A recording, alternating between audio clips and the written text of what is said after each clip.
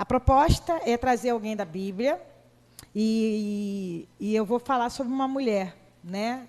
Vou falar sobre uma mulher atípica, uma mulher que se fosse nos nossos dias, como foi na época dela, ela não seria tida como uma mulher de Deus, como uma mulher que poderia ser escolhida pelo Senhor, né? Mas o Senhor, aprove ao Senhor escolher essa mulher. Eu queria, então, que vocês abrissem a Bíblia de vocês no livro de Josué, capítulo 2, e nós vamos falar sobre Raabe. Quem já ouviu falar de Raabe? Então, Raabe, a gente vai falar algumas coisas dela e eu tenho certeza que o Senhor vai ministrar os nossos corações, porque nós temos, assim, um estereótipo, né? A gente tem umas ideias, a gente tem um cronograma e acha que Deus é da mesma maneira que a gente. A gente olha para uma pessoa e fala assim, fulano tem tudo para ser crente. A gente não é assim? Às vezes tem pessoas que chegam perto de mim e falam assim, olha, eu tenho uma pessoa na minha família que ela tem tudo para ser crente, porque ela não bebe, ela não fuma, ela cuida bem dos filhos, mas se não aceitou Jesus, então não é crente. E às vezes aquele improvável, às vezes aquele que é o improvável, aquele que é o mais, né, mais difícil, é aquele que ouve a voz do Senhor. E Deus, ele tem uma maneira de agir diferente. A escolha de Deus é diferente da nossa. Eu me lembro muito quando eu falo isso, sobre escolha de Deus, quando Samuel foi na casa de Jessé. Quando Samuel foi na casa de Jessé e viu Eliabe, o filho mais velho de Jessé, bonito, forte, alto, um guerreiro já trabalhava no exército de Saul, e ele falou assim, é esse o homem. E Deus falou claramente, olha, não é esse que eu escolhi, não se atente para a aparência, não se atente para aquilo que você vê, porque você vê a aparência, mas eu vejo o coração e eu o rejeitei. Então, às vezes, a gente também é assim, a gente olha para a aparência e a gente fala assim, fulano é mais merecedor da salvação do que cicrano. Mas quem conhece o coração é Deus. Às vezes a gente está aqui, ali derramando o nosso coração através da adoração, do louvor. Às vezes nós vamos aqui trazer uma palavra, estudamos para trazer, estamos ali tocando um instrumento. E eu olho, vocês olham e falam assim, olha, que mulher de Deus, que menina de Deus, que homem de Deus. Mas só Deus sabe do nosso coração. Por isso que a gente precisa estar sempre vigilante. Porque Deus olha para o coração. Deus olha o que está dentro de nós. Amém, igreja? Então, vamos lá, Josué, capítulo 2.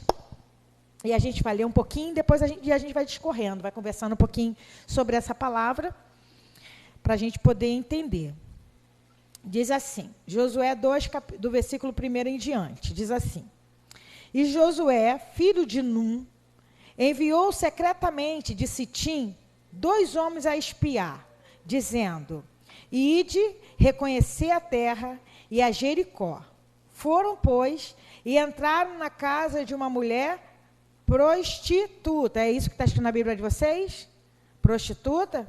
Sim? Cujo nome era Raabe, e dormiram ali. Então deu-se a notícia ao rei de Jericó, dizendo, eis que essa noite vieram aqui uns homens dos filhos de Israel para espiar a terra. Por isso mandou o rei de Jericó dizer a Raabe, tira fora os homens que vieram a ti e entraram na tua casa, porque vieram espiar toda a terra. Porém, aquela mulher tomou os 2 homens e os escondeu e disse, é verdade que vieram os homens a mim, porém eu não sabia de onde eram.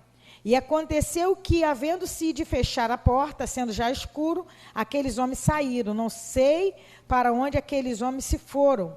Ide após ele depressa, porque os alcançareis. Vamos parar aí, a gente vai continuar depois.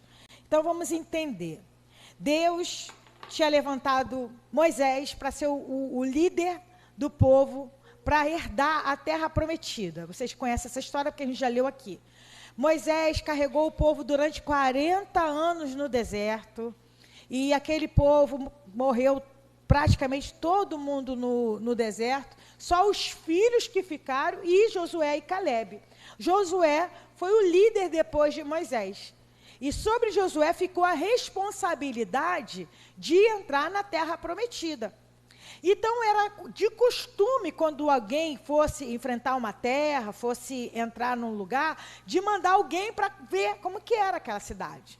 Essa história aqui já aconteceu até antes, por isso que Josué e Caleb foram os únicos, inclusive, que ficaram vivos, porque os outros espias da outra vez, numa outra época, não acreditaram que Deus podia dar aquela terra. E aconteceu de novo. Como era a cidade que eles foram? A cidade de Jericó, a cidade naquele lugar, gente, eram cidades que tinham fortalezas, que tinham muros.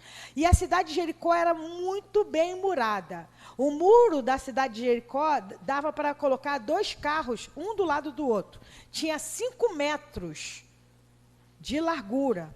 Então, era comum, até mesmo em cima do muro, ter casas. Quando fala que Raabe era uma prostituta, acredita-se também que ela tinha uma pousada. Uma pousada. Então, quando vinha pessoas de outra cidade, os caixeiros, né, vinham de outra cidade para ir para outra cidade, aonde que as pessoas iam dormir? Na pousada. E ali, provavelmente, era um lugar de prostituição. Porque vocês entendam bem, esse povo aqui não era o povo de Deus. As leis desse povo não eram as leis que regem a do nosso Deus, de você casar, de ter uma só mulher e tal. Esse povo era um povo misturado, era um povo que vivia nas coisas erradas. Então, era normal as pessoas, quando viam passar de cidade em cidade, dormirem nesse lugar. E ali terem o que tinham que ter, vamos dizer assim. E não foi diferente dos espias. Quando os espias foram lá para olhar a terra, eles foram lá, anonimamente, é claro, e foram dormir aonde? Na casa, na pousada, aonde Raabe era a dona, era a empreendedora, era aquela que cuidava daquele lugar, porque era normal. E nesse lugar, essa pousada, esse lugar, esse hotel, sei lá o nome que pode se dar, era uma verdadeira rede social da época. Nessa época não existia WhatsApp. Nessa época não existia jornal. Nessa época não existia nada escrito. Como que as notícias chegavam? De boca em boca.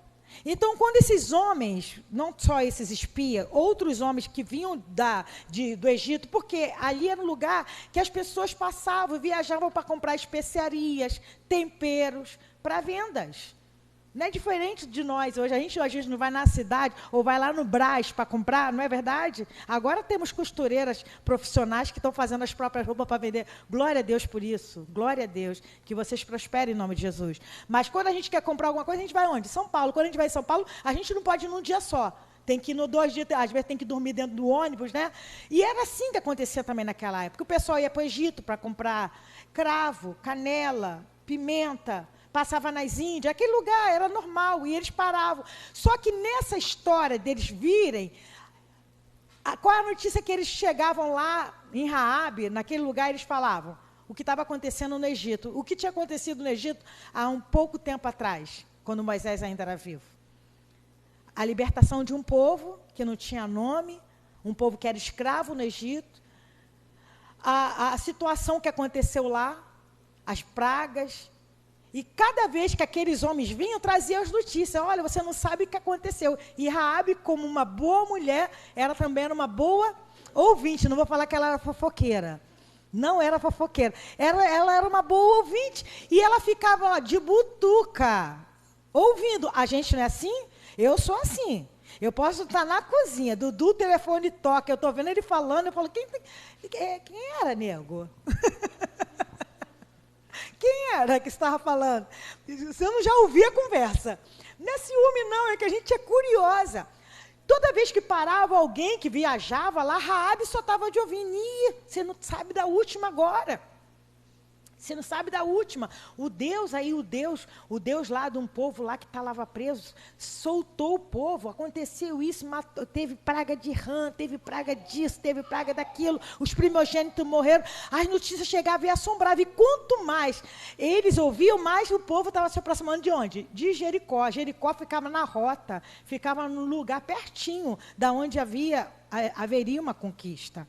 Raabe estava ouvindo tudo. Raabe estava ligada em tudo. E interessante que ela, numa atitude de fé, ela era conhecida, gente. Raabe era conhecida pela profissão dela, por ter uma pousada em cima do muro. A história conta de que aqueles homens foram para a casa dela e o rei ficou sabendo. E quando o rei foi indagar para ela, ela mentiu. Aí, assim, tem pessoas que falam assim, mas foi uma mentirinha santa. Não, foi mentira mesmo, não tem mentirinha santa não, gente. Mas ela já estava com o coração dela mexido. Ela sabia que ia acontecer algo muito grande e ela queria garantir a salvação para a sua casa. Porque uma coisa que a Bia estava falando aqui hoje, a Bia estava falando sobre quem não tem o Espírito Santo de Deus, às vezes não tem noção do pecado, mas existe noção, porque Deus colocou leis morais nos homens. Todo mundo, as pessoas têm leis morais. Antes de existir, até mesmo os 10 mandamentos, lá em Abraão, o pessoal tinha conhecimento de muitas coisas, porque Deus colocou lei moral.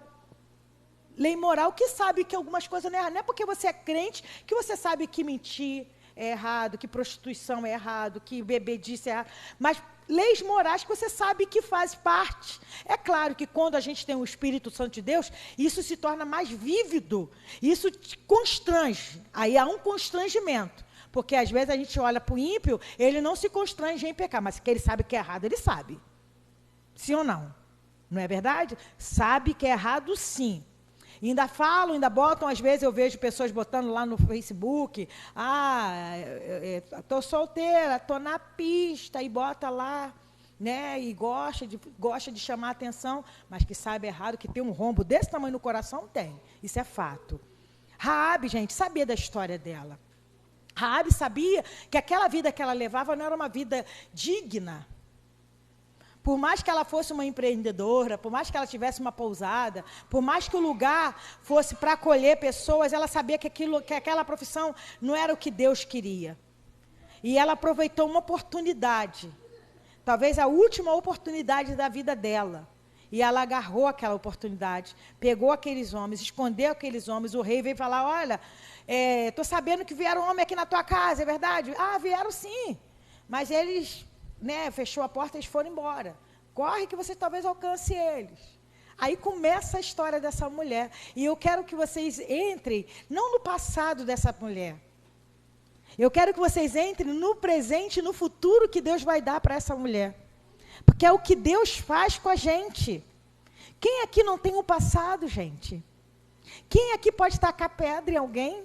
Não é verdade? Não estou falando, gente, de prostituição, disso. Às vezes a gente só pensa nos pecados que são mais escandalosos. Honrar pai e mãe é pecado também. Mentir é pecado. Invejar é pecado. Cobiçar é pecado. Quem aqui nunca teve uma inveja? Quem aqui nunca cobiçou? Não é verdade, gente? Fica às vezes chorando porque o outro conseguiu e você não conseguiu. Isso é inveja. Isso é inveja. Isso não me faz melhor nem pior do que ninguém, mas é inveja, é pecado. E aí vai começar a história. Vamos continuar lendo, gente, para a gente aplicar algumas coisas para o nosso coração. Parei no 6, né? Então, vamos lá. Olha aqui o que aconteceu, versículo 6. Porém, ela os tinha feito subir ao eirado e os tinha escondido entre as canas do linho que puseram em ordem sobre o eirado. E foram-se aqueles homens após eles, pelo caminho do Jordão, até os vaus, e havendo eles saído, fechou-se a porta. E antes que eles dormissem, olha, preste atenção no versículo 8, gente. E antes que eles dormissem, ela subiu a eles no eirado. Aí começa a história dela. Aí começa a história de alguém que quer mudar. Aí começa a história de alguém que quer mudar a sua história, o seu passado, para viver o presente que Deus tem para cada um de nós. E disse aos homens, olha como que ela fala, bem sei que o Senhor. Quando a gente fala assim, Senhor, a Bíblia de vocês aí, o Senhor está com letra toda maiúscula? Até aqui na Bíblia está, toda Senhor. Porque esse Senhor, quando a Bíblia fala desse Senhor, a gente acha que todos os deuses são senhores. Mas quando fala Senhor, é Iavé. Iavé era o próprio nome de Deus. Existia lá naquele lugar, Baals, Baalins, Astarote, Asmodeu. Existia lá aquele Deus lá que caiu de cara, esqueci o nome, do Dagon. Mas quando ela fala aqui, ela não fala nenhum Deus, ou um Deus com letra minúscula. Ela fala assim, bem sei que o Senhor, ela já estava reconhecendo Deus e Iavé como Senhor, como Deus Todo-Poderoso. Olha o que ela fala, bem sei que o Senhor vos deu esta terra, e que o pavor de vós caiu sobre nós, e que todos os moradores da terra estão desfalecidos diante de vós. Gente, quem abriu os olhos dessa mulher? Quem abriu os olhos dela? Ela ouvia as notícias, certo? Ela via o que estava acontecendo, mas ela faz uma declaração de alguém que está apavorada, mas que acredita que a vida dela possa mudar, porque ela fala que toda a terra caiu, o pavor caiu sobre nós, porque o Senhor deu essa terra para vocês. Ela tinha consciência que Deus tinha dado aquela terra para eles. E era uma terra forte, gente. Imagina uma muralha de 5 metros, não sei quantos metros de altura, toda em pedra. Não era de madeira, não. Era pedra. Era pedra. Vamos continuar, versículo 10. Olha só. Porque temos ouvido que o Senhor secou as águas do Mar Vermelho diante de vós. Ela sabia dessa notícia. Quando saías do Egito, e o que fizeste a 2 reis dos amorreus, a Sion e a Og, que estavam além do Jordão, os quais destruíste. O que ouvindo desfaleceu o nosso coração, e que ninguém há mais ânimo algum por causa da vossa presença. Olha só, porque o Senhor vosso Deus, olha a declaração dessa mulher, porque o Senhor vosso Deus é Deus em cima nos céus e embaixo na terra. Para vocês terem uma ideia, gente, Egito naquela época era a potência máxima de uma nação. Era como se hoje fosse, como a gente vê, os Estados Unidos, com uma influência de tudo. Os Estados Unidos hoje, a gente coloca a blusa em inglês, está ali a camisa dela. Eu não vejo nenhum americano com blusa com letras em português. É influência. O dólar é cotado em tudo que a gente... Por mais que o euro seja bem falado, o dólar é uma nota universal. O Egito, naquela época, era a nação tipo os Estados Unidos. Todo mundo temia, todo mundo tremia. Por causa do povo que ficou escravizado lá por 400 anos, 430 anos mais ou menos, que eles ficaram escravizados, Egito cresceu assustadoramente. Enriqueceu por causa daquele jovem chamado José, que teve aquela ideia vinda do Senhor, de guardar, né, de guardar ali a 5ª parte. E conforme aquela fome foi chegando, as pessoas iam lá e compravam, certo? Chegou um tempo em que as pessoas não tinham mais dinheiro para comprar. O que as pessoas faziam? Se vendiam para o Egito. Egito cresceu assustadoramente, virou uma potência mundial daquela época. Então, Egito era conhecido como uma potência mundial economicamente falando. Egito era conhecido como uma potência mundial religiosamente falando. Aqueles deuses, né, que eles adoravam, era reconhecido. Quando ali vieram aquelas pragas, as 10 pragas, vocês sabiam que cada praga daquela era um deus que estava sendo destronado? Porque existia o deus da mosca, lá no Egito, existia o deus da perereca, eu não ia falar esse nome, mas tudo bem, do sapo. Existia o deus da chuva de pedra. E cada vez que vinha uma praga, Deus estava destronando um deus. Uma potência mundial sendo destronada desse jeito, e as notícias, ó, correndo.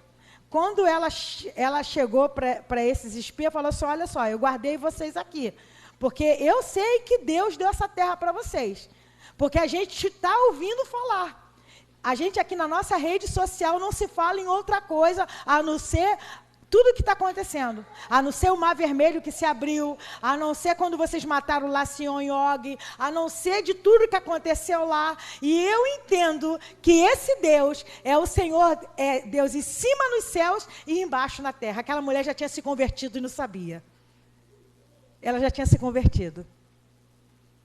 Só dela ouvir, gente, aí eu me lembrei de um versículo que está lá, não precisa abrir não, Romanos 10, 17, que fala assim, porque a fé, ela vem pelo ouvir e ouvir a palavra de Deus. A fé, ela vem pelo ouvir e ouvir o quê? Ouvir a palavra de Deus. Aquelas notícias que ela ouvia, aquelas coisas que ela ouvia, estava enchendo o coração dela de fé e ela nem sabia. Às vezes a gente tem uma data certa de que a gente se converteu. A gente estava conversando uma vez, né, Margot? A Margot, pastora, nem sei qual dia que eu me converti, porque foi uma transformação, né, que foi acontecendo. Eu me lembro que eu fui para a igreja com 11 anos. Eu me lembro, quando eu tinha 13 anos, de ouvir uma palavra que mexeu meu coração. Mas a data certa que eu me converti, eu não sei, porque a palavra, ela vem. A fé vem pelo ouvir e ouvir a palavra de Deus. A fé vem pelo ouvir e eu fui me convertendo pelo Senhor, lógico. A gente entende que é o Senhor que nos converte, mas aquilo foi enchendo meu coração de fé. Essa mulher, talvez, aqui, ela nem tinha noção de que ela era uma crente, uma serva do Senhor. Porque essa declaração que ela fala, porque o Senhor vosso Deus é Deus em cima nos céus e embaixo na terra. Então, ela se coloca ali, gente, como alguém que conhece o Senhor, como alguém que tem intimidade com o Senhor, como alguém que não só ouviu falar, porque existe uma diferença também, de que você ouve falar. Antes eu te conhecia só de ouvir falar. Jó falou isso, lembra? Mas depois que ele passou por aquelas aflições, que ele fala, mas agora os meus olhos te veem. E essa mulher, ela começou a se converter e nem se sabe. Agora, olha o próximo passo, ela se converte, certo? Vamos continuar aqui, versículo 12. Ela vai para fé na prática. Olha o que ela fala. Agora, pois, jurai-me, vos peço, pelo Senhor, que como usei de misericórdia convosco, vós também usareis de misericórdia para com quem, gente? Eu quero que vocês leem comigo esse versículo, porque eu quero que isso grave no coração de vocês, porque isso é um papel de uma mulher intercessora. A gente tem falado tanto de intercessores aqui na casa. O que é um intercessor, gente? O intercessor é aquele que se coloca no lugar. Você esquece seus problemas, você se coloca no lugar daquela pessoa, e você carrega a dor dela, e você chora por ela, você sofre por ela. Essa mulher, por ela ser prostituta, com certeza a família dela rejeitou ela. Com certeza ela era mal vista pelos pais. Não é assim, gente? Não é assim que acontece? Por mais que seja uma cultura diferente.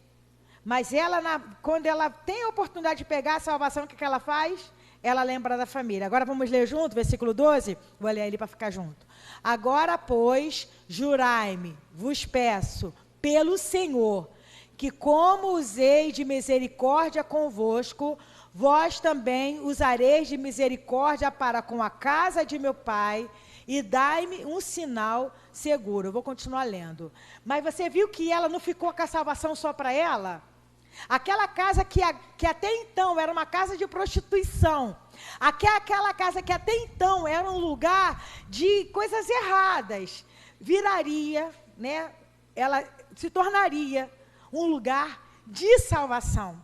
Porque aquela mulher ouviu as notícias, a fé vem pelo ouvir, e ouvir a palavra de Deus, ela ouviu as notícias, e ela falou assim, olha, eu guardei vocês aqui, eu usei de misericórdia com vocês, mas vocês vão ter que ter misericórdia de mim também, não só de mim, da minha casa, da minha família, do meu pai, da minha mãe, dos meus irmãos, das minhas irmãs, e tudo que tiver dentro dessa casa, vocês vão ter que ter misericórdia. Ela inquiriu isso, sabe? Ela colocou em cash. Então, aquela estratégia que ela usou de guardar aqueles homens, foi a estratégia que ela usou de salvação, não só para ela. Porque não tem como, gente, a gente conhecer o Senhor e ficar só para a gente. Por isso que a gente prega. Por isso que a gente ora. Por isso que a gente intercede. Por isso que a gente fala, vai para o inferno. Se você continuar desse jeito, você vai para o inferno. Mas porque a gente quer que a pessoa vá para o inferno? Não. Porque aquilo que nós experimentamos, a gente quer que os outros experimentem. Aquilo que veio até nós, a misericórdia de Deus que nos alcançou, a gente quer que chegue em outras pessoas. E ela fez isso. Aí nesse próximo versículo, ela fala isso, ó, 12, a gente leu o 13. De que conservareis com vida a meu pai e a minha mãe, como também os meus irmãos e as minhas irmãs, com tudo que tem, e de que livrareis as nossas vidas da morte. Ela falou assim, olha, eu fiz esse trato com vocês, mas vocês vão ter que assegurar a segurança da minha família, do meu pai, da minha mãe, das minhas irmãs, dos meus irmãos. Com certeza, essas irmãs rejeitaram ela, esses irmãos rejeitaram ela, esse pai rejeitou, mas na hora que ela recebeu a salvação, ela não esqueceu. Gente, isso é tremendo. Porque uma das coisas que a gente mais dá vontade na vida é desistir das pessoas. Sim ou não, gente? Não é verdade? Eu falo isso por mim. A vontade que eu tenho é de desistir. Ah, eu estou cansada de orar. Estou cansada de orar para fulano. Fulano não toma jeito. Né? Parece que não adianta. Quando eu vou lá, cada notícia ruim. Senhor, o senhor não está ouvindo minha oração, não?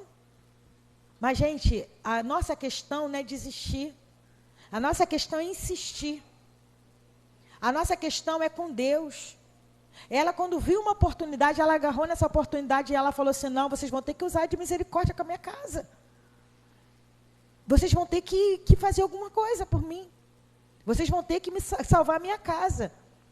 E eu me lembrei de um versículo lá do carcereiro, lá em Atos, capítulo 16, que o carcereiro, quando Pedro, né, quando acontece aquele terremoto que Pedro fica livre, ele ia se matar, porque ele era a responsabilidade dele cuidar daquele preso, ele ia se matar, e Pedro chegou, não faça mal, que estamos todos aqui, tal, e ele foi lá, Pedro foi lá para a casa do carcereiro, começou a pregar o evangelho, e ali, é aquele versículo que a gente gosta muito, crê no Senhor Jesus e serás salvo tu e tua casa.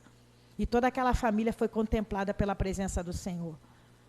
O crer no Senhor Jesus será salvo tu e tua casa precisa ser uma prioridade na nossa família, na nossa vida. Pastora, mas eu prego, eles não ouvem. O ouvir já não é problema teu nem meu. Porque quem convence o homem do pecado, da justiça e do juízo é o Espírito Santo. Mas a fé, ela vem pelo ouvir e ouvir a palavra de Deus. O que é que eu tenho que fazer? Pregar. Falar da palavra de Deus. Se a pessoa não está ouvindo, a gente prega tanto para a salvação como para a condenação. Porque ninguém vai poder dizer que ninguém falou. Ninguém vai poder dizer que, eu não sabia. Ninguém chegou para mim e falou que isso que eu estou fazendo é pecado. Ninguém disse para mim que se eu andar nessa vida está errado. Se tem pregadores aqui que têm falado através da vida, através da palavra, essas pessoas são indesculpáveis. O Senhor tem nos chamado para pregar e falar, porque a fé vem pelo ouvir e ouvir a palavra de Deus. Vamos continuar aqui, versículo 14? Olha o que aqueles homens fizeram. Então aqueles homens responderam, a nossa vida responderá pela vossa até a morte. Se não denunciarde este nosso negócio, e será, pois, que dando-nos o Senhor esta terra, usaremos contigo de misericórdia e de fidelidade. Ela, então, os fez descer por uma corda pela janela, porquanto a sua casa estava sobre o muro da cidade. E ela morava sobre o muro. E disse-lhe, ide-vos ao monte, para que, porventura, não vos encontrei os perseguidores, e escondei-vos por lá 3 dias, até que voltem os perseguidores. Depois ide pelo vosso caminho. Olha agora, gente. E disseram-lhe aqueles homens, desobrigados seremos deste juramento que nos fizeste jurar. Eis que quando, olha qual o trato que eles fizeram com ela. Eis que quando nós entrarmos na terra, atarás este cordão de fio de escarlata à janela por onde nos fizeste descer. Escarlata é que cor, gente? Vermelho. Era uma corda vermelha. Podia ser azul, né? Podia ser preto. Podia ser verde, eu gosto de verde. Amo verde. Mas era vermelho. Por que vermelho? Por que vermelho? Por que lá, quando o anjo da morte passou lá no Egito e matou todos os primogênitos do Egito, mas não matou nenhum dos primogênitos da casa dos judeus? O que tinha nos umbrais? Sangue. Que cor é o sangue? Vermelho. Aqui, a corda que ia salvar aquela família, que cor? Vermelho. Por quê? O sangue que Cristo derramou na cruz, que cor é? Vermelho. Não é sangue azul. Jesus não tem sangue azul, vermelho. Você vê Jesus em toda a história. Aquele cordão, em cima daquele muro, de uma mulher da Casa Vermelha, não é assim que é falado hoje? Uma mulher que não merecia salvação. Aquele cordão representaria a salvação, um cordão vermelho. E ele falou assim, ó, seremos desobrigados. Se você não colocar uma sinalização aqui, a gente vai ser desobrigado de salvar a tua casa. Você tem que botar uma sinalização. Você tem que colocar aqui algo que mostre. Algo que identifique a tua casa como uma casa diferente das outras. Aí eu me lembro da palavra de Deus, que fala lá em Efésios capítulo 1, que fala que o Senhor colocou em nós um selo.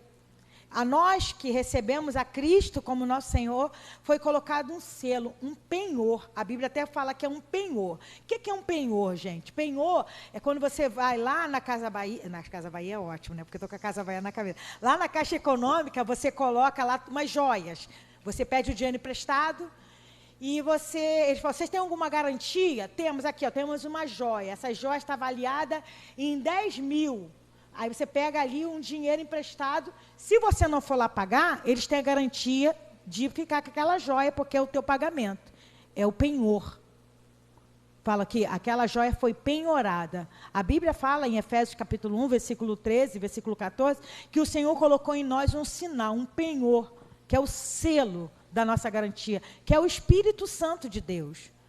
Quando Cristo veio, ele esteve aqui durante 3 anos e meio, mas se Jesus estivesse aqui só durante 3 anos e meio e sumisse, evaporasse, seria só um outro homem, como qualquer outro. Foi necessário que Cristo viesse em forma de homem, sofresse como um homem sofre, como nós homens, né, seres humanos sofremos, pagasse um preço, fosse levado até aquela cruz e foi derramado todo o seu sangue. A Bíblia fala que Jesus, ele derramou todo o seu sangue, que quando ele estava ali, já próximo da morte, que furaram ele aqui, saiu água e sangue. Quase nem tinha sangue mais para sair. Foi derramado sangue para remissão dos pecados. Para que eu e você tivéssemos salvação em Cristo Jesus, foi derramado sangue. Para aquela mulher ter salvação da sua casa, da sua família, ela precisava colocar o quê? Um fio de escarlata, um fio vermelho, para identificar que aquela casa estava guardada pelo sangue do Cordeiro. E Jesus nem tinha ainda morrido. Mas era a garantia que ela tinha, era um penhor. Vamos continuar aqui para a gente ir caminhando para o final? Versículo 18, eu vou ler novamente. Eis que quando nós entrarmos na terra, atarás este cordão de fio de escarlata à janela por onde nos fizeste descer. E recolherás em casa contigo a teu pai e a tua mãe e os teus irmãos e toda a família de teu pai. Será, pois, que qualquer que sair fora da porta da tua casa, o seu sangue será sobre a sua cabeça, e nós seremos inocentes. Mas qualquer que estiver contigo em casa, o seu sangue será sobre a nossa cabeça, se alguém nele puser mão. Porém, se tu denunciares este nosso negócio, seremos desobrigados do juramento que nos fizeste jurar. E ela disse, conforme as vossas palavras, assim seja. Então os despediu, e eles se foram, e ela atou o cordão de escarlata. Ela atou o cordão de escarlata que hora, gente? Que hora? Imediatamente. Porque vocês sabem que a conquista aqui está no capítulo 2. A conquista não, essa situação está no capítulo 2. A conquista está no capítulo 6. Do 2 para o 6 é tempo para caramba. Mas ela, para não perder a oportunidade, para não esquecer, ela na hora, ela já botou o fio lá. Já botou o cordão vermelho lá na janela. Porque as coisas de Deus, gente, tem que ser na hora. Às vezes a gente fica procrastinando as coisas. Ah, mas eu tenho que estar mais preparada. Ah, mas eu tenho medo. Ah, mas eu tenho essa dificuldade. Ah, mas eu... Né? A gente coloca muita barreira para fazer as coisas de Deus. Mas aquilo ali garantiria a salvação da sua casa. E ela colocou na hora. Vocês acham que eles demoraram quanto tempo para voltar? Eu acho que demorou muito tempo. Menos de um mês não foi. Até eles chegarem lá a pé, gente. O pessoal andava a pé, gente. Não tinha carro não, não tinha avião não. O pessoal andava a pé. Até eles chegarem lá. Aí vem o capítulo 3, vem o capítulo 4, vem o capítulo 5. Deus deu uma estratégia de guerra. Aí na estratégia de guerra era o quê? Eles tinham que ir para a volta de Jerusalém, rodear a cidade durante 6 dias, uma vez por dia. Eles rodearam lá, Jericó. E ela lá na casinha dela guardadinha. E o fio lá.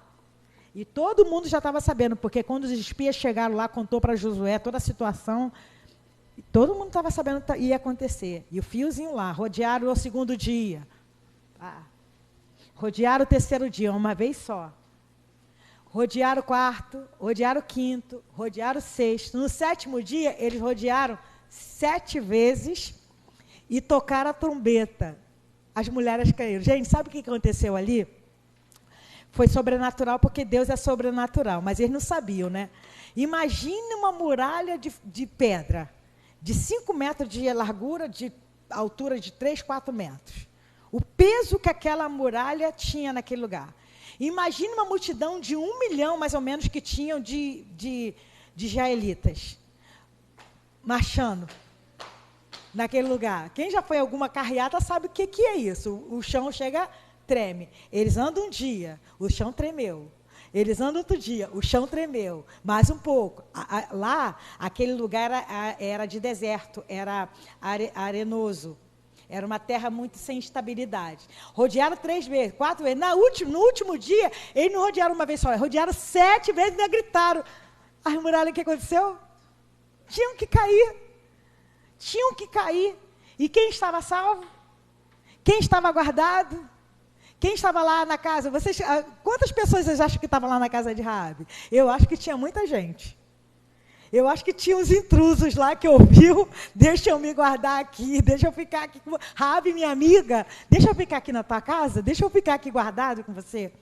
E a história continua porque Raabe, gente, o nome Raabe é de origem hebraica, abundante, amplo, e também é uma mulher de grande fé. Aquela mulher saiu de uma condição de prostituta para uma condição de intercessora. Porque para Deus, gente, não vale como você começa. Para Deus é como você termina. Vocês estão entendendo, igreja? O importante para Deus não é como você era ou como você começou. O importante para Deus é como você termina. A palavra de Deus fala lá em Eclesiastes, melhor é o fim das coisas do que o seu começo. Tem gente que começa com fogo danado, começa na presença de Deus e vem as circunstâncias, quando vê, a pessoa está lá no mundo. Quantas pessoas você conhece que estão fora da presença do Senhor? Né, Salete? Salete conhece a família lá que era fervorosa, né? Todo mundo fervoroso. E hoje estão no fervor do inferno, né? Mas porque o interessante, gente, não é como você começa, é como você termina. Essa mulher começou como uma prostituta, mas ela terminou como uma intercessora. E a história não acaba aí. A história vai contar, eu vou ler mais 3 textos que vai falar dela. Mateus capítulo 1, vou ler ali, tá, Bia? Só para a gente correr um pouquinho. Mateus capítulo 1, versículo 5. Vamos lá ali? Não precisa botar óculos para ler ali. Olha o que diz aqui Mateus 1, 5. Olha quem é essa moça, olha aí. E Salmo gerou de Raabe. Raabe casou, gente. Raabe casou com Salmo. Não é os salmos da Bíblia não, gente, era um homem mesmo. Salmo gerou de Raabe a Boaz. Quem foi Boaz? Boaz foi o moço que casou com Ruth. Lembra de Ruth? Noemi e Ruth? Boaz gerou de Ruth a Obed. Quem foi Obed? Obed gerou a Jessé. Quem foi Jessé? Jessé gerou o rei Davi. Quem foi o rei Davi? Foi de quem foi a descendência de Jesus. Quer dizer, na descendência de Jesus existiam muitas pessoas, mas existia uma ex-prostituta e existia uma moabita, porque Ruth era moabita. Para vocês verem que a promessa de Deus não tem a ver com como você começou, mas como você terminou e recebeu a palavra de Deus e se posicionou diante do Senhor. Grandes coisas Deus tem para fazer na sua vida. Outro texto, Hebreus 11, 31. Isso é Novo Testamento. A Bíblia, lá nesse Hebreus 11, é a galeria dos heróis da fé, né? É a galeria que fala dos homens de Deus. Existe só 2 nomes de mulheres aí, nessa galeria. Uma é Sara e a outra é Raabe. Tinha tantas mulheres na Bíblia, não podia ter falado de Débora. Não falou de Débora, não. Poderiam ter falado de Ruth, não falou de Ruth. Poderiam ter falado de Esté, não falou de Esté, falou de Raabe. Olha o que fala. Pela fé, Raabe, a meretriz, não pereceu com os incrédulos, acolhendo em paz os espias. Uma atitude de uma mulher, só o 31 mesmo. Uma atitude de uma mulher trouxe salvação para sua casa. A meretriz. Mas ela, por ter acolhido os homens, ela ganhou a salvação. E o último é Tiago 2,25. É muito interessante esse Tiago, porque Tiago, esse texto, né, que a gente não vai ler o texto, não, só vai ler o 25. Mas ele está falando sobre a fé sem obras é morta. E é uma coisa bem confusa às vezes, porque as pessoas confundem, acham que pelas obras a gente vai ser salvo. Isso é pregado às vezes em alguns lugares, né? Sem caridade não há salvação.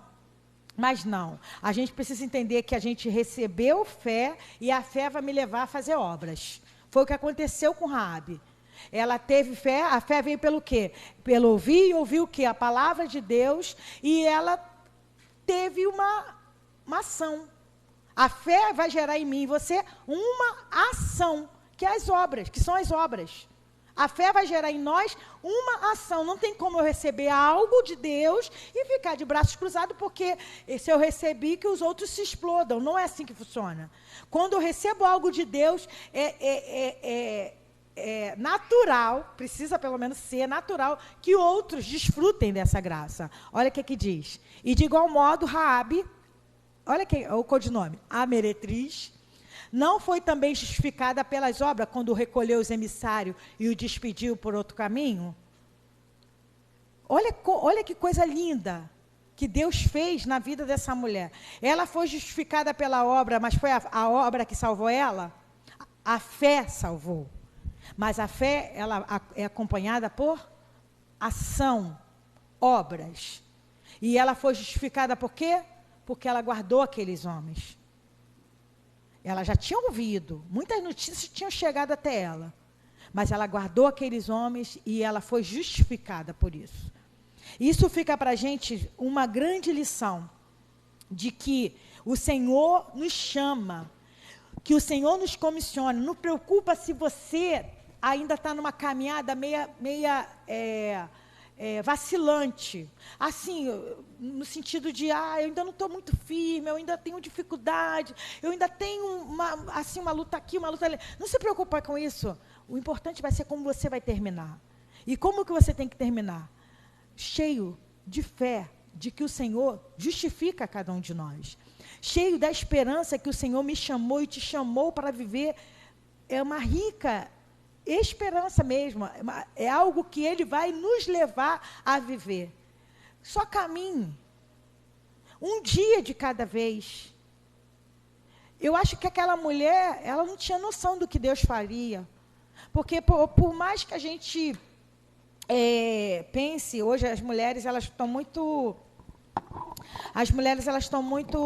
assim, querendo passar uma imagem de autossuficiência, mas toda mulher sonha com um casamento, toda mulher sonha para gerar filhos, gente, isso é natural. Ontem eu estava conversando com uma missionária que pregou no evento que eu estava, ela tem 55 anos, E ela não é casada, nunca casou. Aí eu perguntei para ela assim, você lidar bem com essa questão de não ser casada? Eu brigo com Deus todo dia. Eu brigo com Deus todo dia, porque ela entende que Deus colocou ela naquela condição de não casar. Ela é uma missionária, viaja, vai para Israel, uma missionária, uma mulher de Deus mesmo. Mas ela falou que briga com Deus todo dia, porque o sonho dela era casar. Ela tem 55 anos, o sonho dela era ter filhos. Mas ela entendeu que Deus colocou ela. Eu ainda pensei que ela fosse responder diferente. Não, casamento o quê? Deus me separou. Não, eu brigo com Deus todo dia. Todo dia. Já briguei muito com Deus sobre isso. Porque ela entendeu que Deus não quis que ela casasse. Né? Mas toda mulher sonha com casamento. E Deus deu para aquela mulher que talvez passou tantos homens na vida dela, homens que nem eram dela. Eu me lembro muito da mulher samaritana. Tantos homens passou, Deus deu um casamento. E não só um casamento, mas aquele salmo foi quem gerou. Ela gerou a Boaz. Ela foi... Eu até escrevi para não falar besteira, quer ver? Então, ela foi tataravó de Davi. E Davi é da linhagem de Jesus. Ela foi tataravó. A Ruth foi bisavó. Essas mulheres que nem eram israelitas entraram na linhagem. E o que Deus não pode fazer por mim e por você? Amém, igreja? A nossa boca se encheu de alegria e a nossa língua de